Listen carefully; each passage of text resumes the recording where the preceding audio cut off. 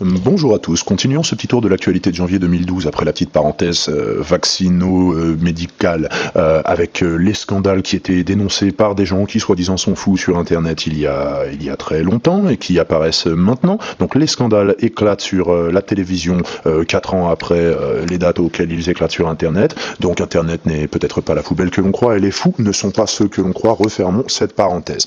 L'élection présidentielle approche et vous n'allez pas y échapper. Donc sortez les débilomètres puisqu'on va observer une croissance exponentielle du taux de conneries par mètre cube d'air inspiré. On va aller voir un peu ce qui se passe à l'Assemblée nationale parce que vous verrez que ça donne le ton et une idée assez précise des stratégies rhétoriques piteuses de l'UMP.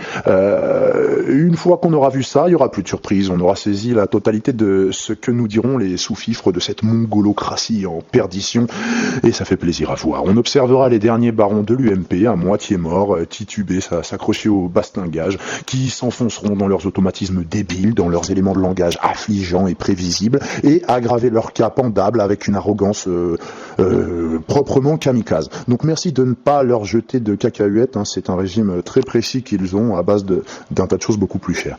Mais puisque c'est tombé il y a 3 jours, revenons sur les déclarations de Stéphane Hessel, qui après nous avoir appelé à prendre le monde et la politique en main face à l'injustice généralisée, inspirant, paraît-il, les indignados d'Espagne avec son livre Indignez-vous, appelle maintenant Jean-Luc Mélenchon à se retirer de la présidentielle au nom de l'impérieux besoin de préserver la France et l'humanité du péril d'un nouvel et cataclysmique 21 avril.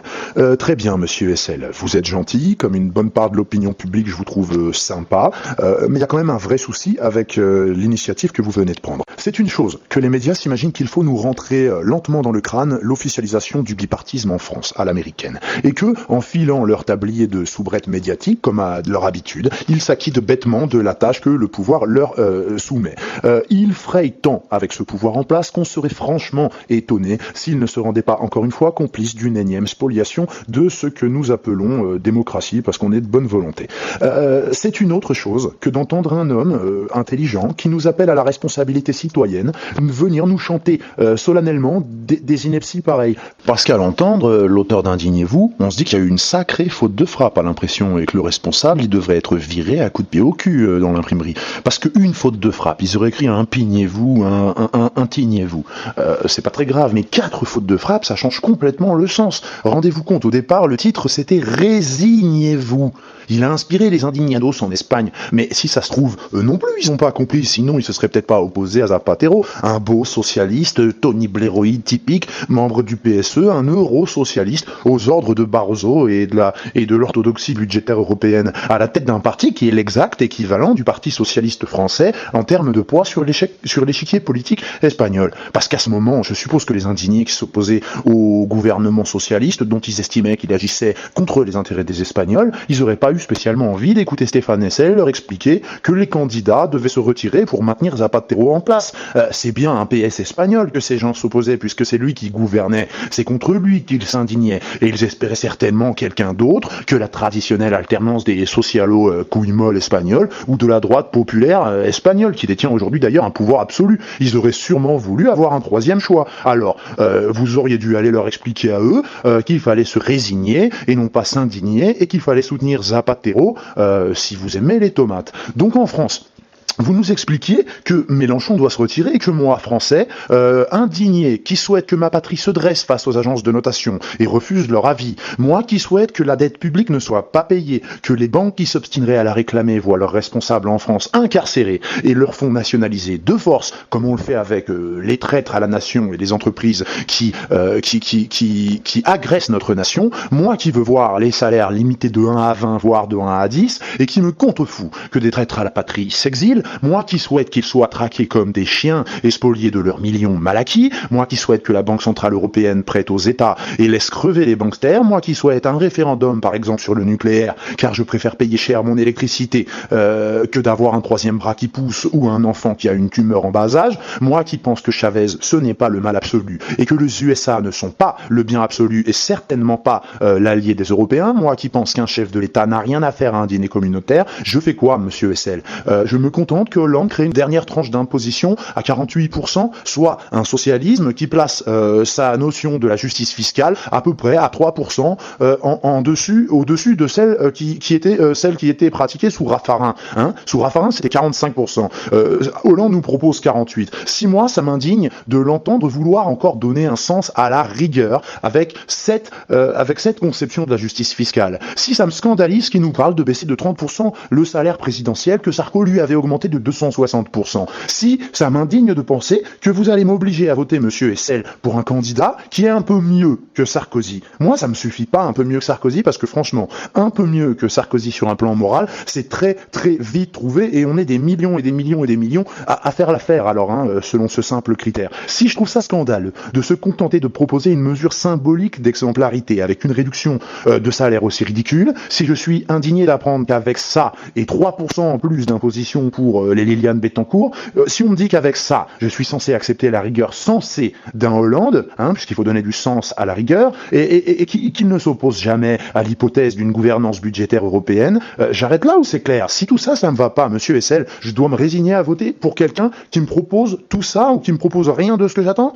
Donc je fais quoi de mon indignation? Je me mouche dedans et je vous l'envoie par la poste. Et si moi, je suis indigné par votre démarche, monsieur, boycotté de Sciences Po parce que vous alliez proposer aux gens de s'indigner pour les Palestiniens, vous connaissez donc le poids de la pensée unique. Et vous voilà qui apportez votre pierre à notre prison électorale en construction en interdisant à une opinion radicalement décidée à s'opposer au système d'être portée sur la place publique et débattue, en l'occurrence par Jean-Luc Mélenchon. Résignez-vous, nous dit Stéphane Hessel. Ne faites pas perdre le PS, même si ce qu'il vous propose, ça vous fait l'effet d'un verre d'eau tiède dans un gobelet qui fuit. Annihilons toute revendication ferme pour refondre le débat politique en France sur un mode bipartisan à l'américaine. C'est tellement chouette comme ça se passe aux USA. Les gens savent qu'ils n'ont pas le choix, qu'ils ont le choix entre la marionnette démocrate des banksters, de la finance, et celle de leurs frères de cannibalisme, les militaro-industriels qui eux soutiennent la marionnette républicaine. Parce que si le vote doit constituer maintenant pour un citoyen non plus l'adhésion à une idée, mais le fait de chercher à éviter le pire, c'est-à-dire la victoire du camp d'en face, alors on pourrait s'attendre à ce qu'un autre intellectuel appelle le FN à se retirer pour éviter un 21 avril à l'envers, portant la gauche au pouvoir. Ça plairait ni aux gens de droite, ni aux gens du FN. Donc pourquoi il ne ferait pas alliance aussi? Et vous pourriez aussi demander à Bayrou d'arrêter de jouer les andouilles et de passer à droite avec sa règle d'or, et soit ça, soit d'aller jouer aux billes avec les gosses de sa rue. Et dès lors, pour toujours, PS, UMP, PS. Merci bien, monsieur Hessel, comme si le système des 500 signatures n'était pas suffisamment prohibitif. Mais on reviendra là-dessus. En tout cas, le PS a pas vraiment besoin de Mélenchon pour se suicider. Regardez ça. L'aiguille du débilomètre, attention, ça va taper à en casser la vitre. Donc voilà, monsieur Hessel, devant un spectacle pareil. Regardez bien, regardez bien.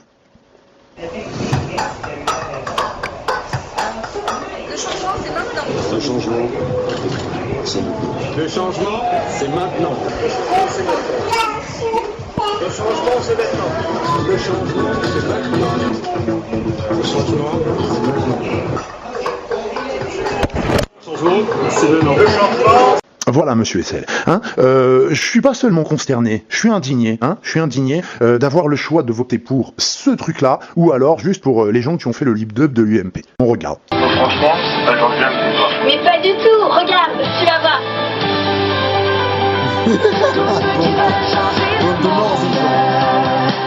Venez marcher dans les champs. Tous ceux qui veulent changer le monde.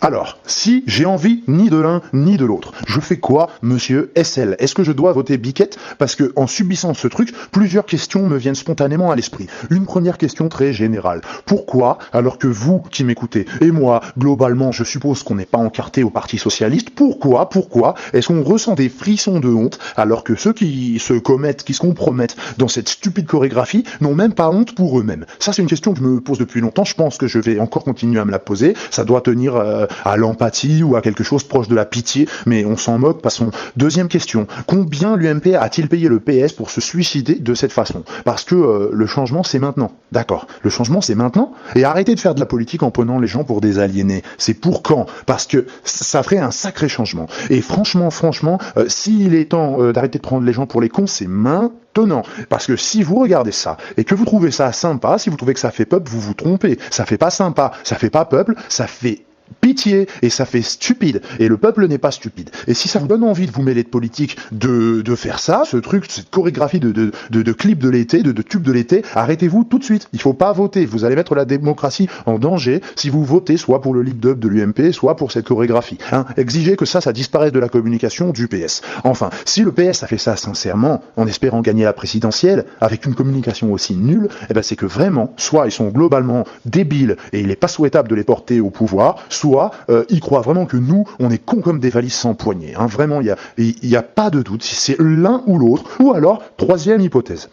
S'il s'avère que cette démarche grotesque émane de je ne sais quel groupe de jeunes socialos et non pas de l'équipe officielle de campagne qui s'occupe de la com, alors il faut vraiment que François Hollande se méfie et s'interroge sur la fidélité de ses troupes. Parce que la participation du méchant Manuel Valls, tellement droitisé que des Xavier Bertrand et autres citent ce Manuel Valls pour contredire les socialistes, tellement il est de droite dans sa tête, quand on voit ce petit mec agressif dont on reparlera dans la vidéo sur le complot participer à cette idiotie chorégraphiée, on se demande si lui et d'autres ne seraient pas en train de miser sur un poste d'ouverture dans un futur gouvernement Sarkozy 2, d'accord, élu sur la base d'un suicide de com du Parti Socialiste. Moi, par exemple, ministre de l'Intérieur du gouvernement Sarkozy 2, le petit Manuel Valls, je pense que ça lui irait pas mal. Enfin, on reparlera de Bilderberg Manuel Valls. Ça se serait déjà vu, des socialistes qui essayent de faire perdre leur candidat en pensant à plus tard, non? Ça se serait pas vu, ça c'est... Non, je veux dire par exemple le perfide Michel Rocard, qu'il faut quand même entendre devant une assemblée de patrons, leur expliquer que les opinions publiques populaires ont atteint leur stade de nuisance et que maintenant il appartenait aux patrons qui étaient les seuls à connaître le réel, de prendre à peu près le pouvoir. Voilà, c'est consternant, mais voir ce type-là, qui a été nommé ambassadeur du pôle Nord ou des pingouins ou des bâtonnets d'Esquimaux ou de je ne sais quoi, lui avait, rappelez-vous, proposé de tout à trac à Ségolène Royal de se désister alors qu'elle était candidate en la faveur de monsieur Michel Rocard, altérant encore un peu la crédibilité de l'autre allumé. Enfin, l'autre, Claude Allègre, imbécile heureux notoire, qui s'était lâché, fumiste, qui s'était lâché sur elle. Il quémandait quoi avec ses lunettes noires et son chapeau, son imperméable d'agent secret à la petite semaine, miteux, à la porte de derrière du quartier général de Sarkozy et du quartier général de campagne, entre les poubelles. Enfin, attention Hollande, je suis de bonne humeur, enfin non, pas du tout, je suis même de très mauvaise humeur, et vous voyez, quand on monte des gens avec le sourire en train de faire des chorégraphies, je me dis que ces gens-là n'ont pas compris la gravité de la situation, et donc il est normal qu'ils pensent plutôt pour un Hollande que pour d'autres personnes. Asselineau par exemple, tiens, faudrait parler d'Asselineau un jour. Enfin moi, je suis de bonne volonté, j'admets que Hollande ne nous prenne pas pour des demeurés au point d'avoir eu vent de cette bouffonnerie chorégraphiée qu'on nous propose là. Mais ça vaut le coup d'être un peu plus strict avec ce genre de choses. C'est-à-dire ça doit être interdit. Si tu nous prends pas seulement, si tu nous prends pas complètement pour des cons, veille à ce que on ne voit pas que tu nous prends un peu pour des cons. Enfin, dans 15 ans, les gens seront mûrs, débiles à souhait, la trash TV aidant et toutes ces conneries, et vous pourrez tenter un tas de trucs saugrenus, parce que les gens seront lobotomisés. C'est en bonne marche. Mais vous avez de l'avance avec des trucs aussi cons. On n'est pas prêt, on n'est pas aux États-Unis.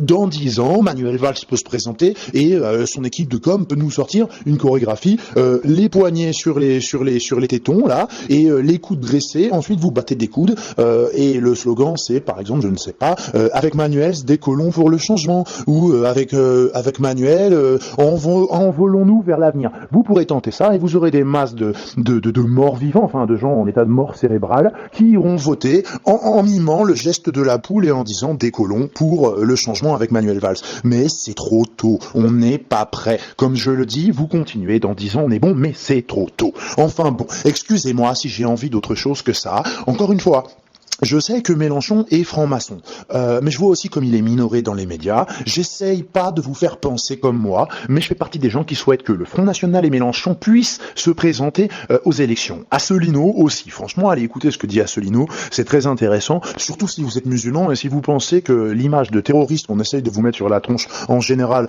est tout à fait pas méritée. Et ben par exemple Asselineau vraiment prouve ça d'une façon assez magistrale dans une de ses conférences. Tapez ça, parce que le système nous saoule, avec des candidats pêcheurs, des candidats voilés, avec le voile intégral, n'importe quoi, comme si les Français allaient voter pour une candidate intégralement voilée, ça n'a aucun sens. Des électrons inutiles, qui servent à donner l'impression qu'il y a une pluralité, mais qui n'ont aucune crédibilité, et qui n'ont absolument pas vocation à draguer, enfin, à s'attirer des voix. Il y avait, je crois, même un transsexuel, ou un travelo en 2007. Enfin, ça n'a pas de sens. Je sais pas où on en est cette année, et au fond, je m'en cogne, hein, un travelo ou pas, je m'en fous. Mais voyons un peu quel système électoral monsieur Stéphane Hessel veut simplifier. Regardons comment est traité un candidat comme Jacques Cheminade au Grand Journal, et regardons le mépris scandaleux par lequel Apathy traite ce monsieur. Les 500 signatures pour la présidentielle. Certains disent déjà les avoir, d'autres se plaignent du système. Avec nous, Christine Boutin, qui ne les a pas, et Jacques Cheminade, qui vient ce soir avec ses promesses de parrainage.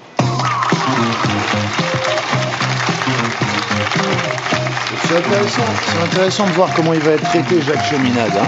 Il arrive avec des dossiers, l'autre elle arrive juste avec sa tronche. Voilà, Christine Boutin, présidente du Parti démocrate chrétien, ancien ministre, conseiller général des Yvelines. Vous n'avez pas les 500 signatures, on peut savoir à peu près. Hier j'étais à 245, il y a eu une progression depuis 15 jours, mais enfin bon, voilà, j'en suis loin encore. Hein. Jacques Cheminade, vous les avez ? C'est ça, non ? J'ai les 500 signatures, mais ce sont des promesses de présentation, ça Alors vous s'appelle. êtes président du Parti de Solidarité et Progrès, vous êtes insituable, hein. Vous avez été candidat en 95, vous êtes d'extrême droite, gaulliste de gauche, vous avez soutenu Ségolène Royal. Ce qu'on sait, c'est que vous êtes contre la City et Wall Street, sinon, qui signe pour vous ? Des maires de petites communes ? Ce sont des maires de petites communes, de communes plus grandes, de présidents de Et comment communautés de vous vous communes. présentez à eux ? C'est incroyable, hein. Que vous ayez les signatures, c'est C'est pas du incroyable. tout incroyable. Les maires ont une empathie pour moi. Vous devez être le prototype des candidats inutiles dans cette campagne. Totalement inutile. Et j'ai vraiment Et le prototype que du des journaliste gens élus inutile, vous t'en penses donnent une quoi ? signature, c'est incroyable. Je sais pas comment vous les avez, je sais pas comment vous faites. Si Alors, vous avez vous les avez, un hein. numéro de C'est fakir, le mais c'est secret. incroyable. C'est très Incroyable. simple. Voilà. Et pourquoi Apathy ne dit pas ça à Christine Boutin ? Parce que quoi ? Parce qu'elle est connue ? Parce qu'elle a eu des fonctions, c'est ça ? Parce qu'elle a rédigé un rapport sur la mondialisation ? Je veux dire, j'aimerais bien savoir pourquoi on paye cette bonne femme si cher pour des bêtises pareilles. Enfin, vous vous foutez de moi ou quoi ? Elle dit qu'elle se retirera si la situation fait que l'UMP perde. Elle a pas ses candidatures. Non mais si l'UMP risque de perdre, elle retire sa candidature, mais retirez-la tout de suite, c'est déjà le cas. Retirez votre candidature. Oh, Apathy, vous voyez comme il a traité Cheminade ? Il est d'extrême droite, gaulliste de gauche qui soutient Ségolène Royal. Extrême droite, gaulliste de gauche qui soutient Ségolène Royal. Musulman, juif, athée, orthodoxe, israélien. Enfin, non, mais vous êtes fous ou quoi ? C'est quoi ça ? Mais Boutin, elle a pas ses promesses de signature, mais elle, c'est pas incroyable qu'elle vienne ouvrir son bec et pleurnicher. C'est peut-être qu'aucun maire ne voit l'intérêt de donner cette signature à cette bonne femme, alors qu'elle va se retirer pour Sarkozy.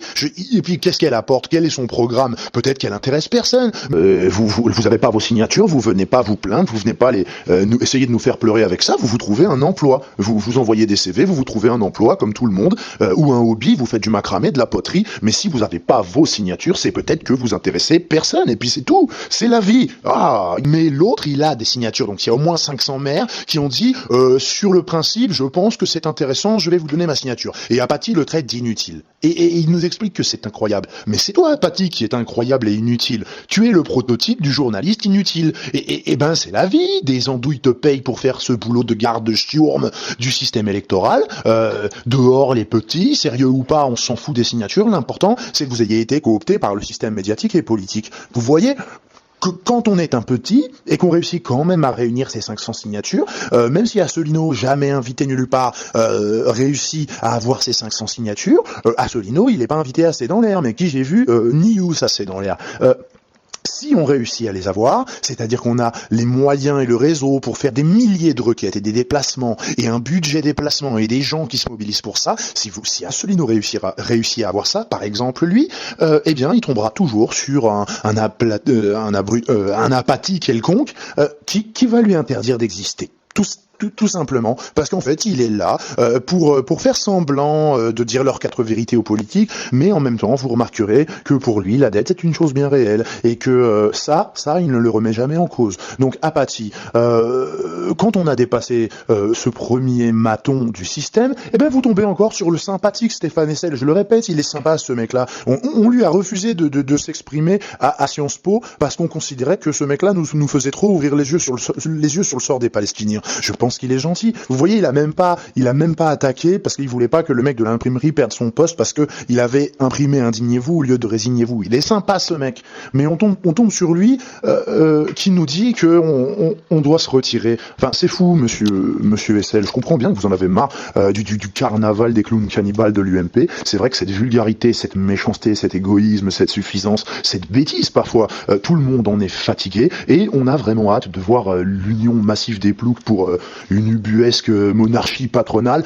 se décomposer lentement dans le caniveau d'où elle aurait pas dû sortir. Mais c'est pas suffisant pour moi de me dire que enfin on va avoir un président qui gagnera 30% en moins que le précédent, même si ça représente toujours 130 en plus que celui d'encore avant, mais qu'il a pas de Rolex et qu'il est un peu plus social, un peu plus sympa. Non, par exemple, on peut aussi choisir de voter pour des gens qui ont des vues différentes sur des questions importantes. Par exemple, Asselineau mériterait certainement d'avoir ses signatures puisqu'il nous propose concrètement, par un article de la Constitution européenne qu'il cite, eh bien, de sortir de l'Union européenne et il chiffre cela et il croit que c'est viable. Eh bien, peut-être que il est important que cette question soit portée en débat public. C'est intéressant. Non, on est quand même dans un pays qui avait voté non à l'Union européenne. Mais dans le monde de monsieur Stéphane Hessel, cette question est classée et maintenant il faut se borner à dire on en a ras-le-bol des méchants vulgaires de l'UMP. On va mettre des gens un peu plus sympas, un peu plus éduqués, un peu plus aimables. Oui, bien entendu que Hollande est plus aimable que Sarkozy, mais encore une fois, ce n'est pas suffisant.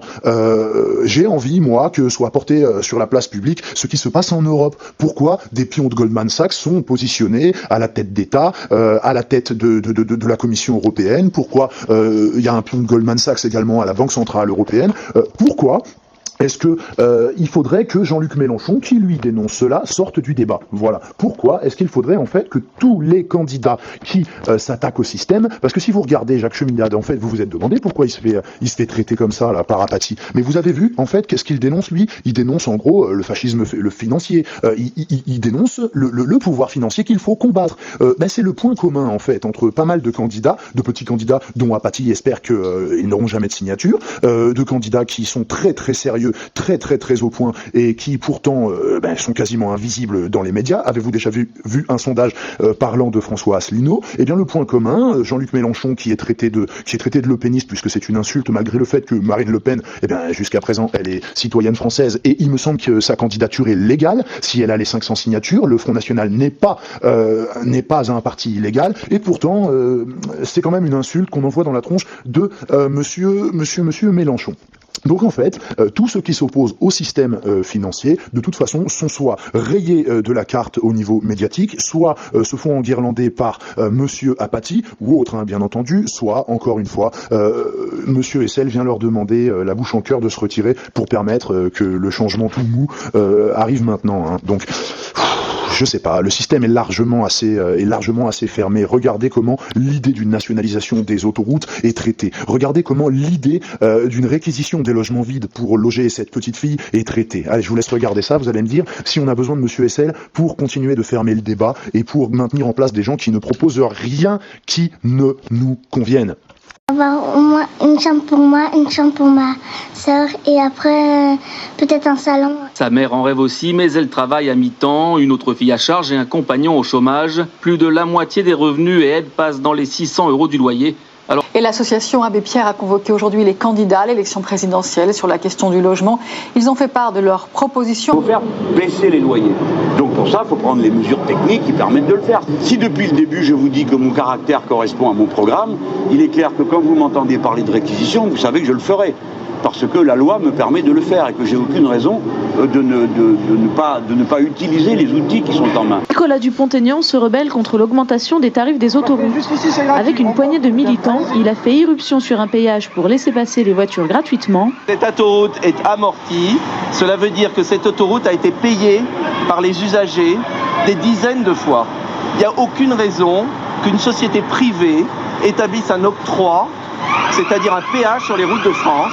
Le candidat de Debout la République propose la renationalisation des autoroutes. Imaginez un gouvernement avec Jean-Luc Mélenchon et Nicolas Dupont-Aignan sur ces questions. Face à la flambée de la connerie chez les présentatrices de journaux télévisés, on est forcé de changer de débilomètre parce que là, franchement, le mien a grillé. Donc, on va faire 100 débilomètres pour le reste de la vidéo. Vous inquiétez pas, ce sera vite fait. Mais vous avez entendu quand même, quand il nous montre Mélenchon en train d'expliquer que les outils pour réquisitionner les logements vides, notamment ceux qui appartiennent à des banques, à des gens qui spéculent en faisant du logement vide pour faire monter le prix des logements qu'ils louent à côté. Donc, quand on dit qu'il y a des outils pour faire ça et que Mélenchon nous explique qu'il a en gros les cojones et qu'il le fera, si c'est un menteur, on lui rappellera ses fanfaronnades et il sera bien obligé de faire quelque chose. Je l'ai déjà dit. Et puis après, on voit Dupont-Aignan qui explique que c'est scandaleux quelque part que vos grands-parents, mes grands-parents, mes parents aient payé de leur denier, de leurs impôts, même s'ils n'étaient pas tous très riches, pour construire des infrastructures autoroutières qui aujourd'hui permettent le développement économique de ce pays et qui, au moment même où elles devenaient enfin rentables, où elles ne représentaient plus un investissement pour l'État, mais la capacité de générer une rente, puisque nous voulons bien payer à la limite pour les autoroutes que nous avons construites, mais nous voulons payer pour notre État, notre nation, pour nous-mêmes, en quelque sorte, puisque c'est un bien public construit par nous. Donc écoutez bien, qu'est-ce qu'elle dit, cette journaliste ? Imaginez un gouvernement avec Jean-Luc Mélenchon et Nicolas Dupont-Aignan sur ces questions. Ah bon ? Oui, moi j'imagine un gouvernement avec Dupont-Aignan et Mélenchon. Donc pas de logement vide et des petites filles qui n'ont qu'une chambre pour leur maman, pour leur sœur et qui ont même pas de toilette, qui vivent dans ces logements qui ne sont donc plus vides et réquisitionnés par le fou Mélenchon. Oui, j'imagine très bien, même si ça a aucun sens d'imaginer un gouvernement entre Dupont-Aignan et Mélenchon, ils sont pas du même bord. Andouille, mais c'est bien pour nous montrer que aussi nationaliser quelque chose qui nous appartient et que nous avons construit, c'est stupide. Donc c'est bien ça. Les barrages hydroélectriques, nous avons investi l'argent public dedans et nous les privatisons pour les donner à des boîtes privées. Vous verrez d'ailleurs que quand un barrage s'effondrera et qu'il y aura des morts, là on va renationaliser parce que la boîte privée ne voudra pas payer pour les dégâts et pour les morts. Vous verrez que c'est la même chose avec les centrales nucléaires. Nous les construisons avant de pouvoir les vendre à bas prix à des entreprises privées et il en va de même pour absolument tout. Alors oui, madame, j'imagine un gouvernement avec par exemple les idées de Dupont-Aignan dedans. Ça me va assez bien et vous aurez beau faire des petits sourires débiles, des petits sourires narquois, l'air de dire regardez ces pauvres crétins qui s'imaginent nationaliser ce qui leur appartient, qui s'imaginent rétablir la souveraineté de leur pays dans le monde. Eh bien oui, moi, ces autoroutes-là, elles sont à moi. Et quand on me dit, imaginez quand même, un gouvernement où on ne pourrait, qui imposerait qu'il n'y ait pas de salaire au-delà de 10% d'une échelle de 1 à 30. Et imaginez tous les millionnaires qui se barreraient. Mais barrez-vous, il n'y a aucun problème. Des Dassault, ils n'arrêtent pas de nous le dire ça. Mais si vous faites ça, ils vont s'en aller, les créateurs de richesse. Mais Dassault, vous n'êtes pas un créateur de richesse, vous êtes un héritier. Vous avez fini par vendre votre poubelle volante là, ultra perfectionnée, le Rafale, après des dizaines d'années de génuflexion de Sarkozy auprès de tout le monde, dans le monde entier, pour essayer de vendre ces conneries. Vous nous dites que vous allez vous barrer si vous pouvez plus gagner plus que 20 fois votre ouvrier. Mais tirez-vous. La production, de toute façon, vous pourrez pas l'emmener avec vous. Il y a aucun problème. Et ben c'est valable pour tout le monde. Donc on imagine très très bien un pays dont se barreraient les millionnaires parce que leurs millions resteraient ici. Point barre. C'est comme ça. Ça nous fait pas peur, franchement. Et même si ça ne marche pas, au fond, je vais vous dire, il y a des gens, ils ont tellement de mal à vivre dignement qu'ils se disent même si on plante l'économie, ça les consolera de se dire que les milliardaires là, ils se retrouvent sans rien, ils se retrouvent le nez dans la flotte, le nez dans une assiette vide. Même si on partage pas leur richesse, même si tout ça s'évapore, au fond, je vais vous dire, cet argent, c'est même pas une question de le récupérer. On veut juste qu'il ne soit pas en leur possession, c'est tout. Même si on a moins, tous autant qu'on est, on sera content qu'il n'y ait rien que pour vous voir morfler un petit peu, messieurs et mesdames, à la tête de milliards. Ça vaut le coup de foutre l'économie en l'air si vraiment le brainwashing médiatique n'en est pas un et que en dehors de la pensée unique de la droite et de la gauche, il ne subsiste pas de vie organique sur Terre. Voilà. Et je dis donc à toutes les présentatrices, à tous les penseurs sympathiques à la Stéphane Hessel, en fait, je fais ce que je veux. Et les gens qui iront voter Marine Le Pen font ce qu'ils veulent. Et franchement, on a beau ne pas du tout être d'accord, je pense que les gens qui votent FN n'apprécient pas du tout les gens qui, comme moi, parce qu'ils ont envie d'être de bonne volonté, vont quand même aller voter pour le Front de gauche, même si je me méfie de tout et de tout le monde. Je sais qu'on n'est pas copains avec le Front National, mais franchement, là, je vous parle à vous. Si on réussit à faire votre candidate contre Jean-Luc Mélenchon, De toute façon, que ce soit dans vos rangs ou dans les nôtres, au moins pendant le second tour, on pourra tous être heureux d'avoir atomisé le Parti Socialiste et l'UMP. Parce que vraiment, on pourra dire tout ce qu'on voudra du Front National et du Front de Gauche, mais jamais je les ai vus nous sortir la danse des canards avec un slogan « Le changement, c'est maintenant ». Donc au moins, je félicite en fait toutes les formations politiques qui ne se sont pas fourvoyées dans ce genre de stupidité. Voilà. Et puis on récolte ce que l'on sème. Hein. Ils passeront pas. Moi, franchement, si j'irais brûler un cierge pour qu'il ne passe pas au deuxième tour, ni le PS ni l'UMP, parce que là, c'est ras-le-bol. De toute façon, j'ai le droit, monsieur SL, de pas voter pour un parti qui a failli me présenter Dominique Strauss-Kahn, directeur du FMI, comme candidat. Il aurait fallu là aussi que Mélenchon se retire en faveur de Dominique Strauss-Kahn que Mélenchon étrillait en discours public pour son action d'étrangleur financier du FMI. Il aurait fallu qu'il se désiste pour lui aussi. Et si j'ai pas envie de voter pour un parti socialiste où il y a Manuel Valls dedans, d'accord ? Manuel Valls qui traite de négationniste de la Shoah des gens qui l'interrogent sur sa présence à la réunion du groupe Bilderberg. Voilà, moi j'ai pas spécialement envie de voter pour un parti avec Manuel Valls dedans. Eh ben peut-être que le PS devrait se séparer des gens qui sont cités par l'UMP pour les mettre en porte-à-faux. Si on vous cite tout le temps Manuel Valls pour vous montrer que vous, socialistes, vous n'êtes pas cohérent, eh ben vous convoquez Manuel Valls et vous le dégagez de votre parti. Au lieu de le nommer directeur de com, vous avez vu ce que ça donne au final. Non mais attendez, on a grillé les débilomètres, on peut pas faire mieux. À part l'UMP, personne peut faire mieux que ça. Donc honnêtement, j'ai pas envie de voter pour un parti d'où arrive Michel Rocard et d'où arrive Éric Besson. J'ai pas du tout envie de ça. C'est mon droit. C'est pas moi qui ai mis ces gens-là à l'intérieur du Parti Socialiste. C'est pas moi qui ai mis Cambadélis dedans, qui soutenait Dominique Strauss-Kahn avec une audace absolument obscène. Je veux pas voter pour ces gens-là. C'est à eux d'être plus respectables et c'est tout. François Hollande, honnêtement, à mon avis, c'est un mec bien à côté de tous ces gens. Mais je suis désolé, il dirigeait ce parti alors que ces gens-là faisaient du Parti Socialiste un ramassis de crottes de chien. J'y suis pour rien.